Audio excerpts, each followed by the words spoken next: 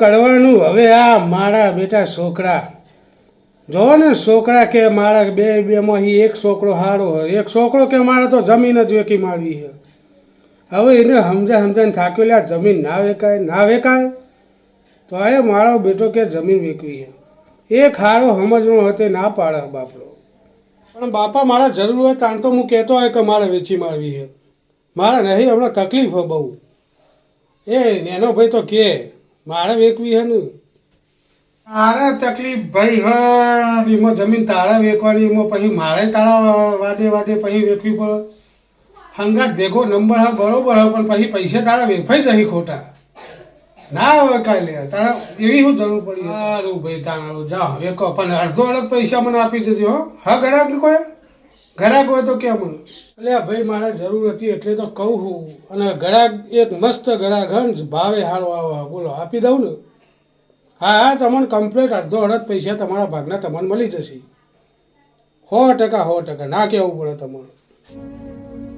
એટલું યાદ રાખજે કે આ ગુલાબની વાત ગુલાબ જેવી. જે કરો એ બટા તન હાચવીને કરજો. બીજું હું મારે તો મારા ચશ્માના નંબર એ હજુ કઢાવા તે કઢાયા નહીં.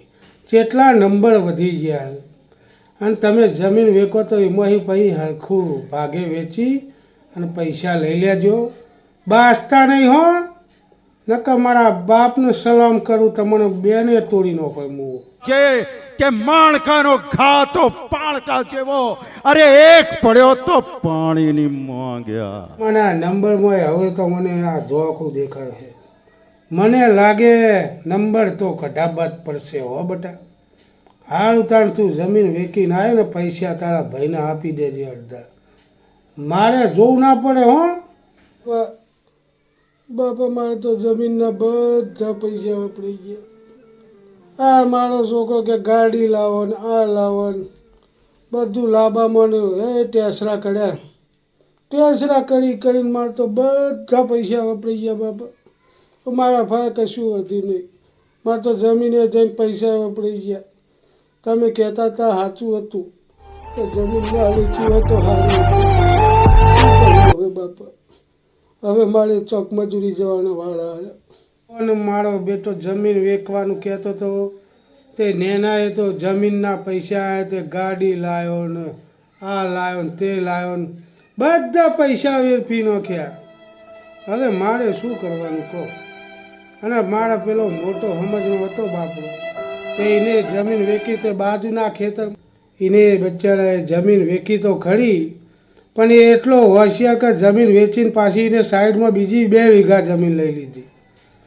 હા એને તો બહુ અવેર કર્યું અને જમીને લીધી અને એમાં મહેનતે કરવા માંડ્યો. અને મહેનત કરીને પછી ગાડી લાવવાની હોય.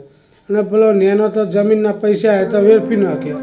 અને આજ કે લાવો બાપા તમારા ભાઈ 500 રૂપિયા. એટલે 500 વધ્યા ને તો પછી તમારી પત્તર ફળામાં જમીન વેચી ના પાડતો તો બાપડો પેલો છોકરો તો હોય ને વેચી મારી. બાપા આપણે તો જમીન આવી તો જમીન વેચ્યા પછી તો જલસા પડી ગયો.